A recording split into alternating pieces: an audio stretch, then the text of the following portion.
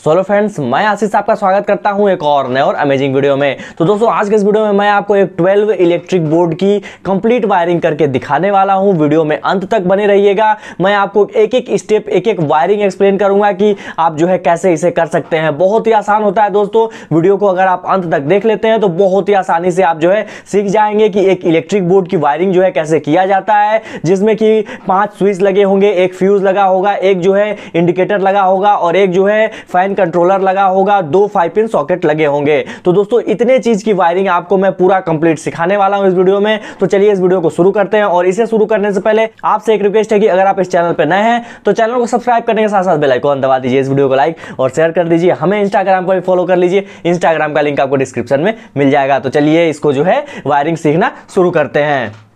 तो दोस्तों ये रहा वो 12 मॉड्यूलर बोर्ड जिसका कि कंप्लीट वायरिंग हम इस वीडियो में करने वाले हैं। तो दोस्तों चलिए इसको अनरैप कर लेते हैं। तो यहाँ पर आप देख सकते हैं ये अनरैप हो चुका है। अब चलिए मैं वो चीज़ें भी दिखा देता हूँ जो कि इसमें लगेंगी। तो दोस्तों यहाँ पर आप देख सकते हैं कि मेरे पास कुछ स्विचेज हैं जिनकी संख्या 5 है और ये 5 स्विच किन किन चीज़ों के लिए हैं मैं आपको बता देता हूँ। 2 स्विच जो हैं इसमें 2 5 पिन सॉकेट लगेंगे, उससे ऑपरेट करने के लिए है। 2 जो है इसमें LED और ट्यूबलाइट जो बाहर लगेंगे उसके लिए है और एक जो है फैन के लिए है। तो दोस्तों यहाँ पर आप देख सकते हैं कि पांचों स्विच को हमने अनरैप कर लिया है। चलिए इनको साइड में रखते हैं। इसके बाद दोस्तों हमें चाहिए होगा 5 पिन सॉकेट और इन सभी चीज़ों को दोस्तों सेम इसी मॉड्यूलर बोर्ड के साइज का लीजिएगा। अगर आप अलग साइज का लेते हैं तो ये सारे जो स्विचेज हैं या फिर 5 पिन सॉकेट है ये जो है बोर्ड में लॉक नहीं होंगे। इसके बाद दोस्तों यहाँ पर मेरे पास एक जो है फ्यूज है जो कि आपको बहुत ही आसानी से शॉप पे मिल जाएगा। आप इसके जगह पे मॉड्यूलर MCB भी यूज कर सकते हो। इसके बाद दोस्तों मेरे पास एक इंडिकेटर है।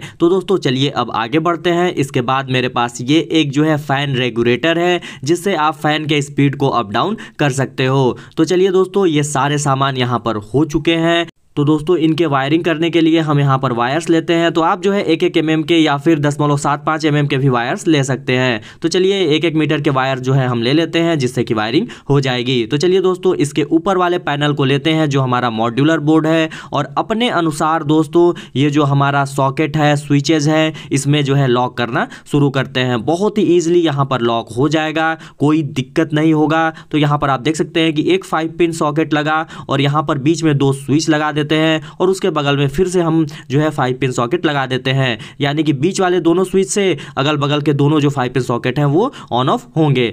फिर इसके बाद किसी एक ब्लॉक में हम यहाँ पर दोनों स्विचेस को लगा देते हैं। आप दोस्तों इनका जो जगह है वो आपस में इंटरचेंज कर सकते हैं अपने अनुसार आपको कहाँ कहाँ रखना है। फिर यहाँ पर भी हम एक स्विच लगा देते हैं। फिर उसके बगल में दोस्तों हम यहाँ पर एक फैन रेगुलेटर लगा देते हैं और इसी फैन रेगुलेटर और स्विच से जो हमारा फैन है वो ऑपरेट होगा। इसके बाद यहाँ पर हम इंडिकेटर लगा देते हैं, फिर उसके बगल में जो है फ्यूज लगा देंगे। ये जो है बहुत ही सिंपल काम होता है। आप बहुत ही आसानी से इन सभी को इस मॉड्यूलर बोर्ड के पैनल में फिक्स कर लोगे जैसा कि हमने यहाँ पर फिक्स कर लिया है। अब चलिए दोस्तों इसको पलटते हैं और इसकी वायरिंग करना शुरू करते हैं। तो दोस्तों सबसे पहले हम करेंगे क्या कि इसमें जो है फेज के लिए वायरिंग करेंगे। तो यहाँ पर आप देख सकते हैं कि हमने जो है एक वायर ले लिया है और ब्लू कलर का वायर है, इसी से पूरा फेज का वायरिंग होगा। तो चलिए हम स्विचेस से कनेक्शन करना शुरू करते हैं। तो यहाँ पर मैंने वायर ले लिया है जिस पर से कि कवर हटा लिया है और 2 स्विचेस के बीच में जितनी दूरी है उतना आप कवर हटा लीजिए वायर पर से। और यहाँ पर स्विच के एक एक टर्मिनल को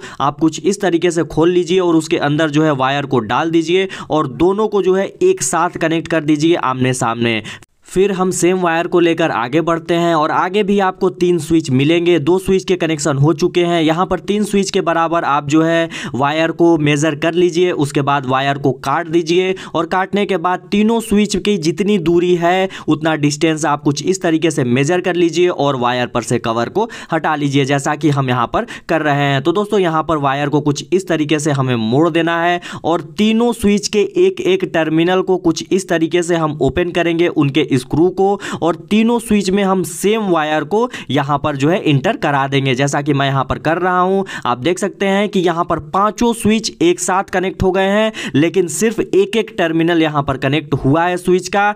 दूसरा जो टर्मिनल है अभी भी फ्री है। तो यहाँ पर आप देख सकते हैं कि पांचों स्विच को हमने एक साथ कनेक्ट कर दिया है। अब चलिए दोस्तों आगे बढ़ते हैं। इसके बाद हम सेम वायर लेंगे और वायर को यहाँ पर कट करेंगे और फिर आप देख सकते हैं कि जहाँ से हमने शुरुआत किया था वहीं पे हम वायर को कनेक्ट करेंगे कुछ इस तरीके से, और उसी टर्मिनल में जहाँ से हमने शुरुआत किया था जो अभी फ्री है उसको नहीं करना है। फिर हम वायर को यहाँ पर कट कर लेंगे और इस वायर को थोड़ा सा जो है फिर से छील लेंगे। उसके बाद हम जो है सीधा इसको जो है कनेक्ट कर देंगे फ्यूज में। यानी कि अब जो है अगर फ्यूज को हम जो है पावर दे दें तो हमारा जो पॉजिटिव यानी कि फेज का पावर है वो सभी स्विचेज में चला जाए। हमें कुछ इस तरीके से वायरिंग को करना है। तो ये देखिए ये लगा है फ्यूज। अगर फ्यूज में हम फेज का पावर दे देंगे तो सभी में बराबर रूप से जो है फेज चला जाएगा। इसके बाद दोस्तों अब ये जो 5 पिन सॉकेट दोनों लगे हैं उन दोनों 5 पिन सॉकेट को हम जो है स्विच से ऑपरेट करने के लिए वायरिंग करेंगे। तो चलिए वायर ले लेते हैं, वायर पर से कवर हटा लेते हैं। अब जो उसके बगल में स्विच लगा है उस स्विच के दूसरे वाले टर्मिनल पे जो कि अभी फ्री है जिसमें वायर नहीं कनेक्ट है, एक वायर को हमने उसके नीचे वाले सभी में से दौड़ाया है और एक को जो है फ्री वाले टर्मिनल में हम कनेक्ट करेंगे। और जो हमारा ये 5 पिन सॉकेट है उस पे आपको L और N लिखा हुआ मिल जाएगा। L मतलब कि न्यूट्रल और L मतलब कि लाइन। तो आप समझ लीजिए कि हमें L वाले में कनेक्ट करना है यहाँ पर, क्योंकि ये जो है अभी फेज का ही कनेक्शन हो रहा है। तो यहाँ पर मैंने जो वायर है उसको कट कर दिया और उसके उस पर से हमने कवर हटा लिया। तो यहाँ पर आप देख सकते हैं कि L जो है लिखा हुआ है उसी वाले टर्मिनल में हमें स्विच से आ रहा वायर का दूसरा हिस्सा कनेक्ट कर देना है कुछ इस तरीके से। और ये जो है हमारा अब 5 पिन सॉकेट का फेज जो है वो स्विच से कंट्रोल होगा। यानी कि अगर हम स्विच ऑफ कर दें तो हमारा 5 पिन सॉकेट है उसमें फेज का पावर जाना बंद हो जाएगा। उसके बाद दोस्तों सेम यही प्रोसेस हम दूसरे वाले स्विच और 5 पिन सॉकेट के साथ भी करेंगे। एक वायर लेंगे जिसका कि एक सिरा हम जो स्विच है उसके एक टर्मिनल पे कनेक्ट कर देंगे जो कि फ्री है, और स्विच और 5 पिन सॉकेट के बीच की दूरी जो है मेजर करके हम वायर को कट कर लेंगे और वायर को कुछ इस तरीके से छील लेंगे। और यहाँ पर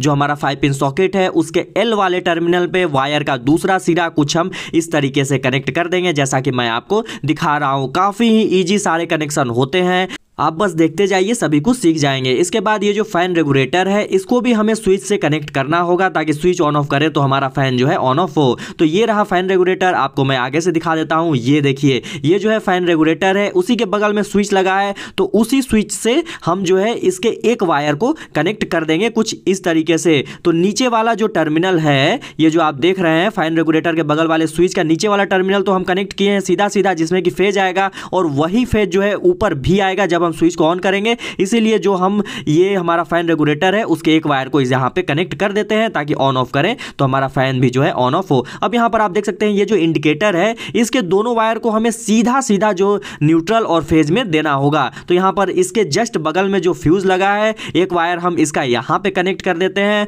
और एक को जो है हम जहां पे न्यूट्रल देंगे वहीं पर कनेक्ट कर दिया जाएगा। तो फेज का यहां पर लगभग सारे कनेक्शन हो चुके हैं। अब यहां पर देखते हैं फ्यूज का एक जो है हिस्सा खाली है, यानी एक टर्मिनल खाली है, उसमें हम एक जो है मेन वायर कनेक्ट कर देंगे जो कि हमारे घरों में आने वाले मेन एसी करंट वाले फेज वायर से कनेक्ट हो जाएगा। तो यहां पर आप देख सकते हैं इस वायर को बाहर आपको निकाल देना है। अब हम यहाँ पर न्यूट्रल का कनेक्शन करना शुरू करते हैं, जिसके लिए मैंने यहाँ पर ग्रीन कलर का वायर ले लिया है और यहाँ पर मैंने इस पर से कवर भी हटा दिया है। तो यहाँ पर जो 5 पिन सॉकेट आप देख रहे हैं उसके N वाले में हमें कनेक्ट करना है इस वायर का एक सिरा। तो चलिए यहीं से हम शुरू करते हैं न्यूट्रल का कनेक्शन करना। तो वायर का एक सिरा कुछ इस तरीके से आपको यहाँ पर कनेक्ट कर देना है। अब चलिए यहाँ पर मेजर करते हैं और सेम वायर को हम उठा कर लाते हैं दूसरे 5 पिन सॉकेट तक और यहाँ पर वायर पर से थोड़ा सा कुछ इस प्रकार से कवर हटा देते हैं जैसे कि हम यहाँ पर हटा रहे हैं, आप यहां पर देख सकते हैं। और कुछ इस तरीके से वायर को मोड़ देना है और वायर को मोड़कर हमें फिर से ये जो हमारा 5 पिन सॉकेट है उसके N वाले में, ठीक है, न्यूट्रल वाले में ही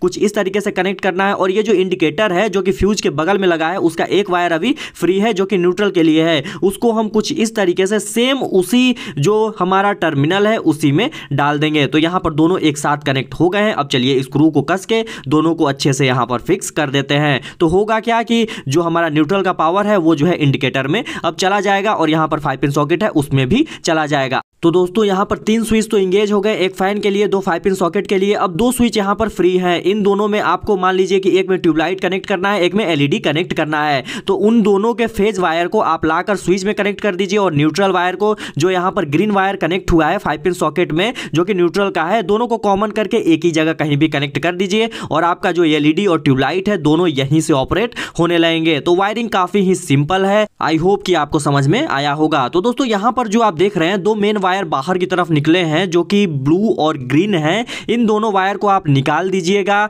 और इन दोनों वायर को आपके घर में जो दोनों मेन वायर आ रहे हैं उन्हीं दोनों को सीधा सीधा इसमें कनेक्ट कर सकते हैं जिससे कि पावर जो है पूरे बोर्ड में चली जाएगी। इसके बाद दोस्तों यहाँ पर नीचे वाला पैनल लेते हैं। इस पर मैंने एक छोटा सा कट बना दिया है। अब इन दोनों वायर को मैं उसी के थ्रू बाहर, तो दोस्तों मैं इन दोनों वायर को कनेक्ट किया हूं और बाहर तो निकाल रहा हूं, लेकिन मुझे आपको चेक करके दिखाना है इसे, इसलिए मैं अभी यहां से इन दोनों वायर को बाहर निकाल रहा हूं। आप जो है क्या कीजिएगा कि जो मेन 2 वायर आ रहे हैं उन्हीं दोनों वायर को सिंपली इसी में लगा दीजिएगा जहां से ये दोनों वायर आ रहे हैं, और 2 जो इसमें स्विचेज है एक्स्ट्रा उन दोनों के भी तो कनेक्शन करने होंगे, तो उन दोनों का वायर भी इसमें अंदर लगा के कनेक्ट कर दीजिएगा। फिर इस बोर्ड को कहीं भी जहां भी आपको लगाना है, जहां पे आपने इसका स्थान बनाया है वहां पर लगा दीजिएगा। तो चलिए अभी के लिए मैं यहां पर स्क्रू भी बंद करके आपको दिखा देता हूं। तो चलिए फटाफट से इनके स्क्रू भी कस लेते हैं, फिर मैं आपको इसकी टेस्टिंग दिखाऊंगा कि सभी चीजें अच्छे से काम कर रहे हैं या नहीं। वैसे सभी कनेक्शन तो बहुत ही अच्छे से हुए हैं, तो सभी कुछ अच्छे से काम करेंगे ही।